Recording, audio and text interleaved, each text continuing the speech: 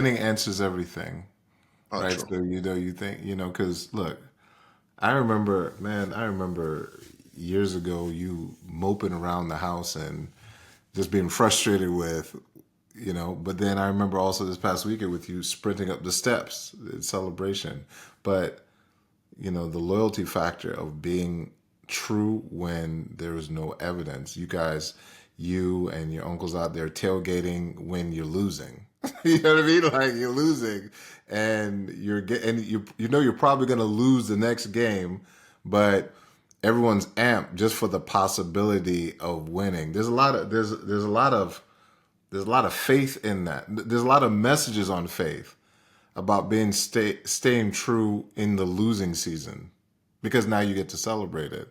So take me through when you see something that you are so committed to because you are a super fan, but the losing is just like it's just there all the time.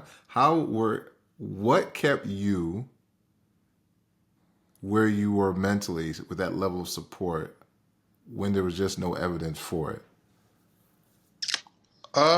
That's a good question.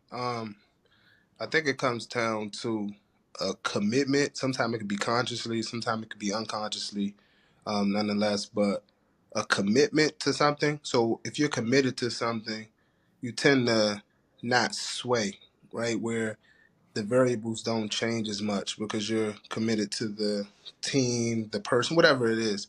So you're willing to, you go through a little bit more.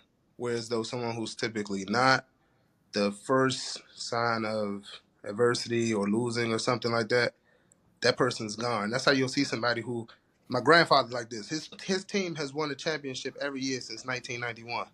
Think about what that means. That means whoever wins is his team, right? So we joke with him about that all the time. Well, I especially joke with him all the time.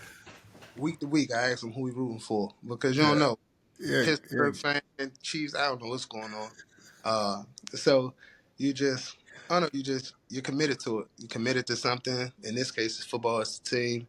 And in the good times and the bad times, it's still fun.